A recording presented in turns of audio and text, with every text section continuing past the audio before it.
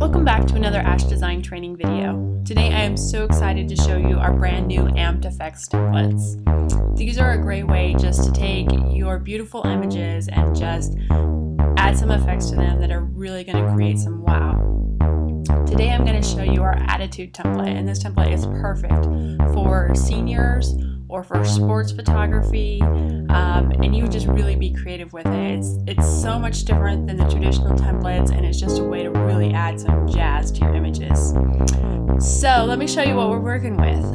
Right here in the screen I have open in Photoshop what the attitude template looks like when you get it when you start. And so you can see it's got really cool background, it's got some lightning going on and some smoke and not a whole lot else. I mean, there's not a place like our traditional templates just to stick an image in. But once we put the image in, this is what it looks like, and I'm just amped about showing you what you can do with some of these templates, because this is just going to be a really cool new line for us. And it takes a couple extra steps from some of our traditional templates, so let's dive in and let me show you how we can create something just like this. So we're going to start with our image, and this is pretty easy to do with a colored image. With black and white it's going to be a little bit more difficult, and I just wanted to show you kind of worst case scenario. This is how hard it would be to create one of these templates. So I have this cool black and white image here, and we're going to put it into our Apmed template, and the very first thing we need to do is create a mask. And to do that we need to select the areas of the image that we want to keep. So in this case we want to keep this guy, and we want to keep his guitar, and we want to get rid of all of our background. So to do this we're going to use the quick selection tool. Now in Photoshop, the quick selection tool oftentimes hides right behind this magic wand tool. So if you can't find the quick selection tool, find the magic wand tool, hold down on it, and choose the quick selection tool. You can see it looks just like that. Now the next step is to bring your quick selection tool over to the areas that you want to keep, and you can use your right and left brackets to make it bigger and smaller. And I'll make mine nice and big here for a second, so you can see that it has a plus in it. When it has a plus in it, that means that I'm adding area to my selection. Up here in this corner up here, I can also choose the minus, and this would mean I'm taking away from my selection. And we'll use both of those to select the pieces that we want. So here's how the selection tool works. I'm just going to click and drag to get the areas that I want. And you can just do like a single click to get an area, or you can drag to cover a larger area. And it goes pretty quickly. Once you've used the quick selection tool to select the parts of the image that you want to keep, and you're pretty happy with how that looks, you can look at the top of your Photoshop and find this button called Refine Edge. Now if you use Photoshop Elements or an old version of Photoshop, anything less than CS5, you're not going to have this Refine Edge button, and that's okay. You'll just move to the next step. But if you have the Refine Edge button, it really helps to help you clean up your edges pretty quickly. So you just click that, and it cuts out the background of your image, and it brings it up with all of these different sliders, and you can adjust your edge right here with these different sliders to kind of make it a more smooth and clean line. So just play with these sliders to get something that you're really pretty happy with. And once you're happy with how your lines look, if you're doing a sports team or something that you're going to do similar images over and over, just click this Remember Settings button and then click OK. And then the next time you come in and hit the Refine Edge button, it's going to preset all those for you. So you should be quite a bit closer and don't have to fiddle around as much. I also suggest, once you're to this point, you can't really zoom in on the image unless you cancel it and then zoom in and go back to Refine Edge. So you might want to zoom in on your image and then do the Refine Edge. And I usually zoom in on an area that's pretty important, like around the face or something like that, to really help you get that edge. And then OK, and you'll kind of want to look the whole thing over, and then you can always come back into Refine Edge and adjust some more. Okay, once I've done the Refine Edge, the next part we're going to do is create our mask. So the very first thing I'm going to do is go ahead and duplicate this layer. So I've got 2 of them. And then on my top layer, which is now the copy, what I'm going to do is come down here to the bottom of my layers palette, and I'm going to find this button. It's a square with a circle inside, and it says it's an Add Layer Mask. And I'm just going to click on Add Layer Mask, and you can see up here in my layers palette, it's added this layer mask right here.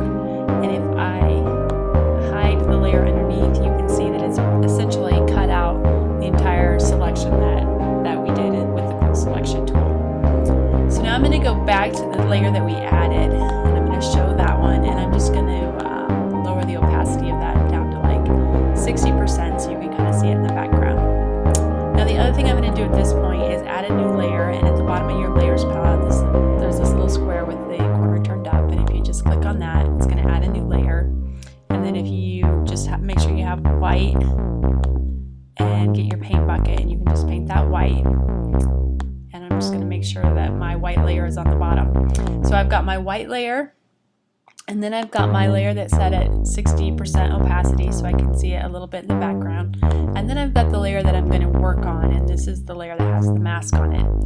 And when you're on this layer, you can click on the mask itself or on the image, and we want to make sure that we're clicked on the mask. So that's an important step, that you'll want to make sure that you are on the layer mask. And we have that here.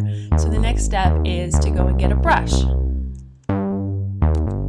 So I'm just going to choose a brush from my tool palette here, and I'm just going to go with some kind of medium level brush, and you can adjust the size and the hardness to your preference. And so I just use my bracket keys to make the brush larger and smaller, so you can use the right to make it bigger and the left to make it smaller. And we're just going to zoom in on some areas so that we can clean this up a little bit.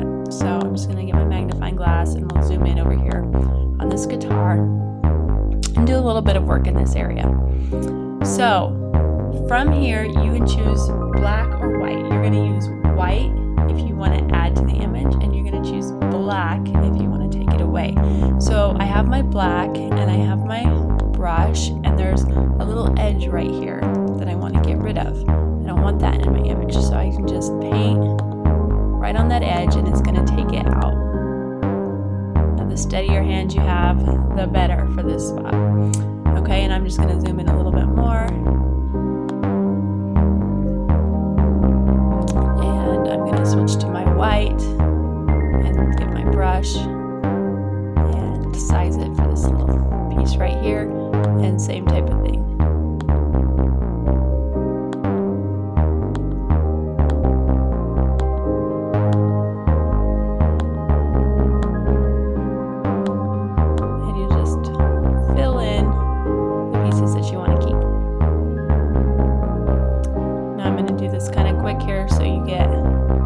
Idea, and you can just switch between your black and your white and add and delete all of the different pieces that you want. And you can make your brush bigger and smaller, and you can get some soft edges in there,